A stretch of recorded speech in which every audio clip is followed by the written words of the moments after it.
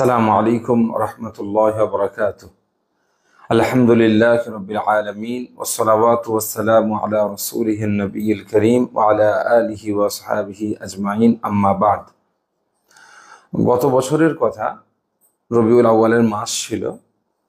আমি উত্তর 24 পরগনার একটা জায়গাতে একটি ইসলামিক ওয়াজের মাহফিলে গিয়েছিলাম আমন্ত্রিত বক্তা হিসাবে। সেখানে আমি আমার সাধ্যমতো, যেহেতু রবিউল আউয়াল মাসের সময়, রাসূলুল্লাহ সাল্লাল্লাহু আলাইহি ওয়াসাল্লামের শান, মান, মর্যাদা নিয়ে আলাপ আলোচনা করছিলাম। রাসূলুল্লাহ সাল্লাল্লাহু আলাইহি ওয়াসাল্লামের শান সম্পর্কে আলোচনা করতে গিয়ে আমি পবিত্র কোরআন শরীফের সূরাতুল আরাফের 157 নম্বর আয়াতটা তার তাফসীর সহ উল্লেখ করছিলাম। সেই আয়াতে আছে, আল্লাযীনা ইয়াত্তাবিউনা আর-রাসূলান নাবিয়্যাল উম্মিয়্যাল্লাযী ইয়াজিদুনাহু মাকতুবান ইনদাহুম ফিত তাওরাতি ওয়াল ইনজিল। পুরো আয়াতটা সেখানে আছে।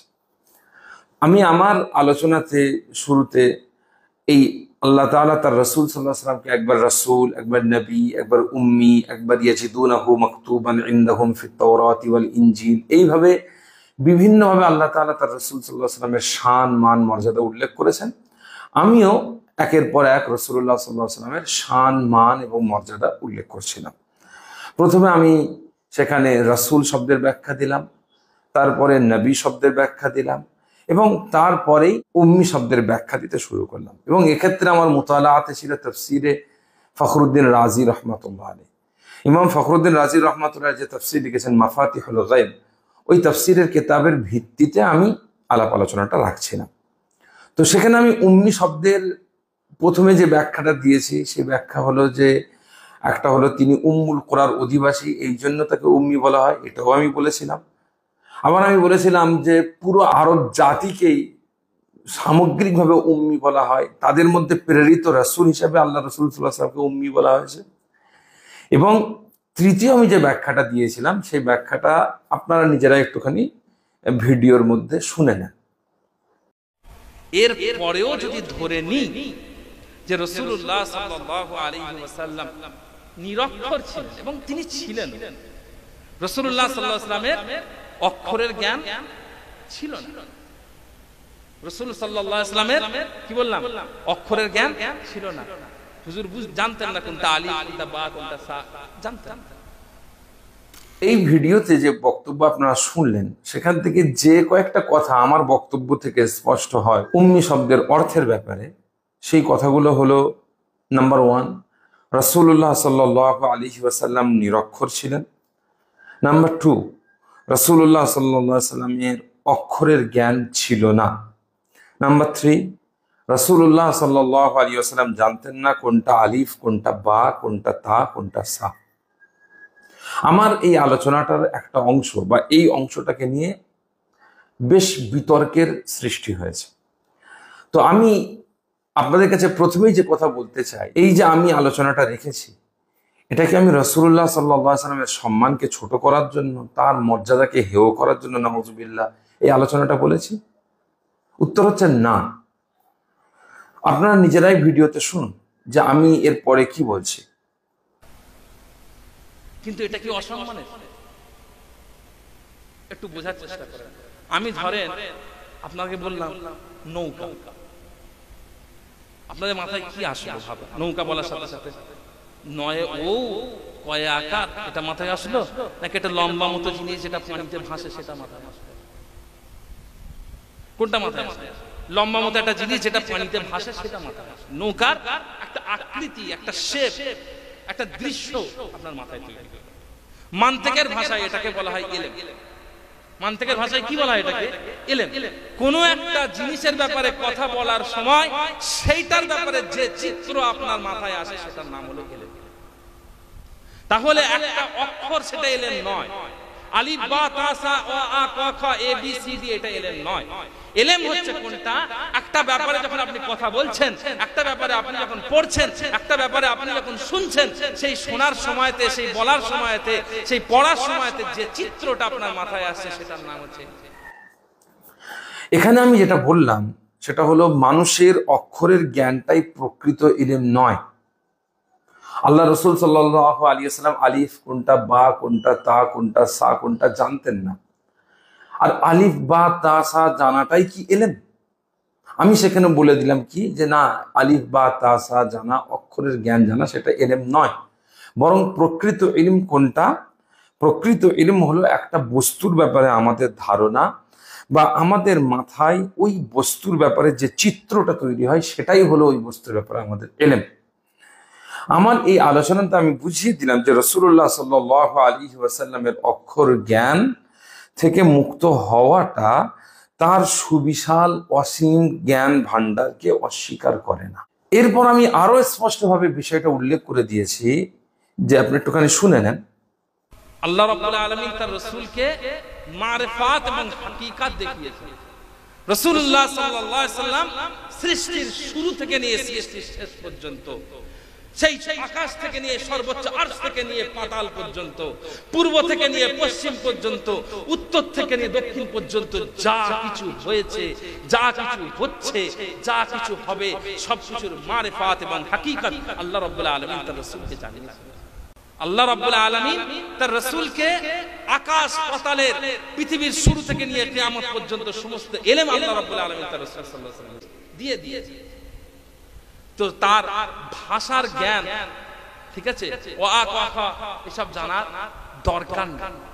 আর এই না জানার পরেও, ওয়া কা আলিফ বা তা সা না জেনেও যে রাসূলুল্লাহ সাল্লাল্লাহু আলাইহি ওয়াসাল্লাম এত জ্ঞানের অধিকারী হয়েছেন, এর মধ্যে যে কি মুজিজা আছে, এর মধ্যে যে কি মার্তবা আছে, কি মাকাম আছে, আমার এই আলোচনা থেকে স্পষ্ট হয় যে আল্লাহ তাআলা তার রাসূল সাল্লাল্লাহু আলাইহি ওয়াসাল্লামকে আসল জ্ঞান, অর্থাৎ আলিফ বা তা সা সেটা আসল জ্ঞান নয়। আসল জ্ঞান হলো কি? প্রত্যেকটা বস্তুর হাকিকত এবং মারিফত জানা। ওই জ্ঞানটা আল্লাহ তাআলা তার রাসূল সাল্লাল্লাহু আলাইহি ওয়াসাল্লামকে দান করেছেন। এখান থেকে আরো স্পষ্ট হয় যে রাসূলুল্লাহ সাল্লাল্লাহু আলাইহি ওয়াসাল্লামকে আল্লাহ তাআলা দুনিয়ার শুরু থেকে নিয়ে শেষ পর্যন্ত, উপর থেকে নিয়ে নিচ পর্যন্ত, উত্তর থেকে নিয়ে দক্ষিণ, পূর্ব থেকে নিয়ে পশ্চিম পর্যন্ত সব ইলমি দান করেছেন। এখান থেকে আরো স্পষ্ট হয় যে রাসূলুল্লাহ সাল্লাল্লাহু আলাইহি ওয়াসাল্লামের জন্য অক্ষর জ্ঞান শেখার প্রয়োজনীয়তা নেই।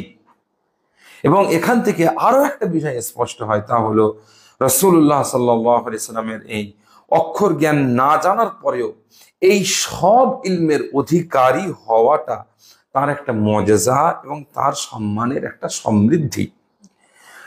যাই হোক, এই পুরো আলোচনাটা 15 মিনিটের আলোচনা, যদিও কাটিং করে এক শ্রেণীর অসাধু মানুষ মাত্র 2.5 মিনিটের ভিডিও সমাজের মধ্যে প্রচার করছেন। তারা মূলত চাইছেন যে আমার ব্যাপারে লোকের একটা বিরূপ ধারণা তৈরি হোক। তারা চাইছেন যে মানুষ আমাকে খারাপ চোখে দেখুন। এর জন্য তারা সত্য তাদের সামনে থাকার পরেও সত্যকে লুকাচ্ছেন, এবং মাত্র ছোট্ট একটা ভিডিও আপনাদের সম্মুখে উল্লেখ করেছেন, এবং সেখান থেকে একটা ভুল ব্যাখ্যা মানুষের সামনে দেওয়ার চেষ্টা করছেন। তো পুরো আলোচনাটা 15 মিনিটের আলোচনা। আমি আলোচনা অনেক বৃদ্ধি পাবে, সময় অনেক বেশি যাবে বলে আমি পুরো আলোচনাটা এখানে উল্লেখ করলাম না, কিন্তু কি পয়েন্টগুলো, মূল পয়েন্টগুলো এখানে উল্লেখ করে দিলাম। তো আমি আপনাদের কাছে যতটুকু আলোচনা শোনালাম তার মধ্যে দিয়ে আমার যে কথাগুলো স্পষ্ট হয়, উক্ত ভিডিওতে আমি যে কথাগুলো বলেছি বলে স্পষ্টভাবে প্রতীয়মান হয়, সে কথাগুলো হলো কি কি? নাম্বার 1, রাসূলুল্লাহ সাল্লাল্লাহু আলাইহি ওয়াসাল্লাম নিরক্ষর ছিলেন। নাম্বার 2, রাসূলুল্লাহ সাল্লাল্লাহু আলাইহি ওয়াসাল্লামের কাছে অক্ষরের জ্ঞান ছিল না। নাম্বার 3, রাসূলুল্লাহ সাল্লাল্লাহু আলাইহি ওয়াসাল্লাম আলিফ বা তা সা ইত্যাদি চিনতেন না। নাম্বার 4, তবে আল্লাহ তাআলা তার রাসূল সাল্লাল্লাহু আলাইহি ওয়াসাল্লামকে সবকিছুর হাকিকত এবং মারিফাতের ইলম দিয়েছেন। নাম্বার 5, আল্লাহ তাআলা তার রাসূল সাল্লাল্লাহু আলাইহি ওয়াসাল্লামকে পূর্বের ও পরের, উত্তর ও দক্ষিণের, পূর্ব ও পশ্চিমের, আগের পরের, উপরের নিচের সব ইলম তাকে দান করেছেন। নাম্বার 6, রাসূলুল্লাহ সাল্লাল্লাহু আলাইহি ওয়াসাল্লামের অক্ষর না জেনেও পূর্বের ও পরের সব ইলমের অধিকারী হওয়াটা তার একটা মুজিজা এবং তার সম্মানের সমৃদ্ধি। এই জন্য আমি ভিডিওর এক পর্যায়ে এটাও বলে দিয়েছি যে রাসূলুল্লাহ সাল্লাল্লাহু আলাইহি ওয়াসাল্লামকে উম্মি বলে ছোট করবেন না, বরং এটা তার মুজিজা, এটা তার সম্মানের একটা সমৃদ্ধি। ভিডিওটা আপনারা এখানে একটু শুনুন। তো সেই জন্য রাসূলুল্লাহ সাল্লাল্লাহু আলাইহি ওয়াসাল্লামকে উম্মি বলে ছোট করবেন না, ছোট করার উদ্দেশ্যে উম্মি বলবেন না, বরং রাসূল সাল্লাল্লাহু আলাইহি ওয়াসাল্লামের উম্মি হওয়াটা সম্মানের ব্যাপার, মুজিজার ব্যাপার। এরপরে নাম্বার 7 আমি যে কথা বলেছি সেটা হলো কি, রাসূলুল্লাহ সাল্লাল্লাহু আলাইহি ওয়াসাল্লামের অক্ষর জ্ঞান শেখার প্রয়োজনীয়তা ছিল না। আল্লাহ রাব্বুল আলামিন তাকে যে ইলম দিয়েছেন সেখানে অক্ষর জ্ঞান শেখার প্রয়োজনীয়তা নেই। এই হলো মোট আমার আলোচনার পয়েন্ট, যে আমি এই কথাগুলো এখানে আমার আলোচনাতে বলেছি। ঠিক এরপরে আমি স্পষ্টভাবে এটাও বলে দিই আমি কোন কোন কথাগুলো বলিনি, সেটাও আপনাদের সম্মুখে একটু বলে দিই কি কি আমি বলিনি। নাম্বার 1, আমি রাসূলুল্লাহ সাল্লাল্লাহু আলাইহি ওয়াসাল্লামের শানে মূর্খ শব্দের প্রয়োগ করিনি। নাম্বার 2, আমি রাসূলুল্লাহ সাল্লাল্লাহু আলাইহি ওয়াসাল্লামের শানে জাহিল শব্দের প্রয়োগ করিনি। নাম্বার 3, আমি রাসূলুল্লাহ সাল্লাল্লাহু আলাইহি ওয়াসাল্লামের অক্ষর জ্ঞান না জানা, তার উম্মি হওয়া নিয়ে যে আলোচনা করেছি, সেই আলোচনা নাউজুবিল্লাহ, আমি রাসূলুল্লাহ সাল্লাল্লাহু আলাইহি ওয়াসাল্লামের শানকে ছোট করতে, তার মর্যাদাকে হেয় করতে আমি বলিনি, বরং তার শানের বৃদ্ধি ঘটাতে আমি সেটা বলেছি, এবং সেটা আমি পরবর্তীতে ইনশাআল্লাহ প্রমাণ করে দেব।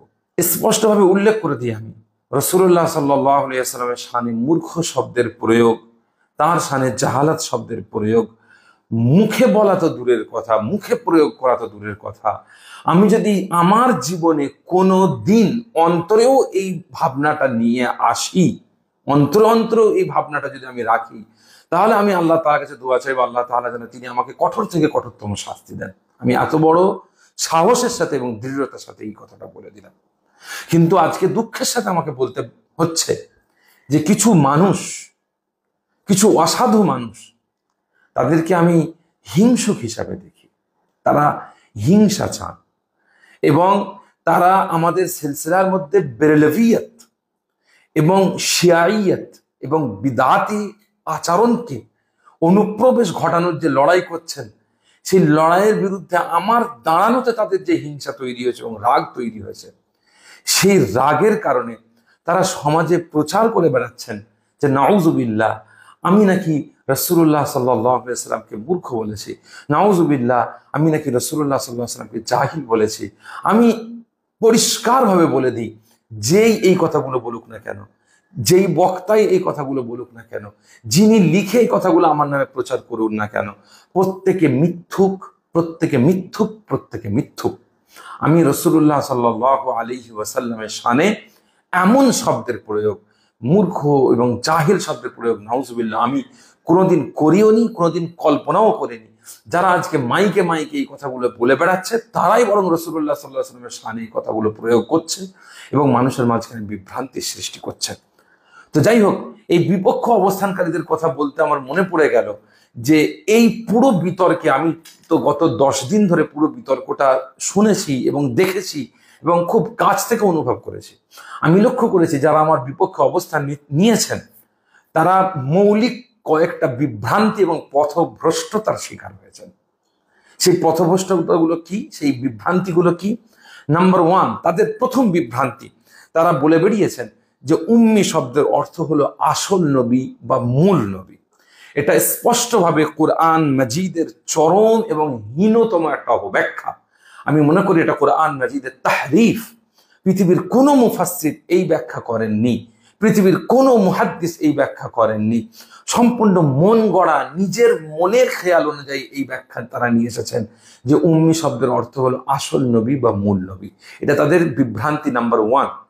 নাম্বার 2, তারা বলেছেন যে উম্মি শব্দের অর্থ নিরক্ষর হলেও রাসূলুল্লাহ সাল্লাল্লাহু আলাইহি ওয়াসাল্লামের ক্ষেত্রে এর অর্থ নিরক্ষর নেওয়া যাবে না। এটাও তাফসীর ও হাদিসের ব্যাখ্যাকে চূড়ান্তভাবে ত্যাগ করে নিজেদের মনের মতো করে একটা অর্থকে গ্রহণ করে নেওয়া। নাম্বার 3, তাদের একটা বিভ্রান্তি হলো, তারা বলেছেন যে রাসূলুল্লাহ সাল্লাল্লাহু আলাইহি ওয়াসাল্লাম লিখতে ও পড়তে জানতেন। এমনকি তাদের কয়েকজন বলেছেন যে তিনি সাল্লাল্লাহু আলাইহি ওয়াসাল্লাম অনেক কটা ভাষায় লিখতে ও পড়তে জানতেন, শুধু আরবি নয়, তিনি অনেক কটা ভাষায় লিখতে ও পড়তে জানতেন, এটাও অনেকে বলেছেন। নাম্বার 4, তাদের আরেকটা বড় বিভ্রান্তি হলো, তারা বলেছেন রাসূলুল্লাহ সাল্লাল্লাহু আলাইহি ওয়াসাল্লাম লিখতে জানতেন কিন্তু সেটা প্রকাশ করেননি। এটা চূড়ান্ত একটা বিভ্রান্তি। নাম্বার 5, রাসূলুল্লাহ সাল্লাল্লাহু আলাইহি ওয়াসাল্লাম নবুয়তের আগে লিখতে পড়তে জানতেন না, পরে আল্লাহ তাআলা জানিয়েছেন, এটাও একটা বিভ্রান্তি। নাম্বার 6, তাদের একটা মত হলো, আহলুস সুন্নাহ ওয়াল জামাতের চূড়ান্ত মত হলো রাসূলুল্লাহ সাল্লাল্লাহু আলাইহি ওয়াসাল্লাম লিখতেও পড়তে পারতেন। এটাও একটা চরম বিভ্রান্তি এবং পথভ্রষ্টতা। ইনশাআল্লাহ এটা তো আমার প্রথম পর্ব। আমি জাস্ট মানুষের সামনে স্পষ্ট করে দিলাম যে আমি কি বলতে চেয়েছি, কি বলতে চাইনি। ইনশাআল্লাহ আগামীতে আমি বেশ কয়েকটা পর্বে আমার বক্তব্যের দলিল সকলের সম্মুখে উন্মুক্ত করব এবং পেশ করব, এবং সেই দলিলের মাধ্যমে আমি আমার বক্তব্যগুলো তথা রাসূলুল্লাহ সাল্লাল্লাহু আলাইহি ওয়াসাল্লামের অক্ষর জ্ঞান মুক্ত হওয়া, রাসূলুল্লাহ সাল্লাল্লাহু আলাইহি ওয়াসাল্লামের আলিফ বা তা সা না জানা, রাসূলুল্লাহ সাল্লাল্লাহু আলাইহি ওয়াসাল্লামের লিখতে পড়তে না জানাকে আমি কোরআন থেকে, আমি হাদিস থেকে, আমি সাহাবাদের কওল থেকে, তাবেঈদের কওল থেকে, মুফাসসির মুহাদ্দিসদের কওল থেকে প্রমাণ করে দেব। এবং একইভাবে প্রমাণ করে দেব যারা আমার বিপক্ষে অবস্থান নিয়েছেন তারা যে এই পথভ্রষ্টতার শিকার হয়েছেন এবং বিভ্রান্তির শিকার হয়েছেন, সেগুলোর বিভ্রান্তির মাত্রা কতটা বেশি সেটাও প্রমাণিত হয়ে যাবে ইনশাআল্লাহ। আপনারা দেখতে থাকুন, সাথে থাকুন। আগামীর পর্বগুলোতে আরো গুরুত্বপূর্ণ আমরা আলোচনা আপনাদের সম্মুখে রাখবো ইনশাআল্লাহ। আজকে এই পর্যন্ত। ওয়াবিল্লাহি তাওফীক, আলাইহি তাওয়াক্কালতু ওয়া ইলাইহি উনীব। আসসালামু আলাইকুম ওয়া রাহমাতুল্লাহি ওয়া বারাকাতুহু।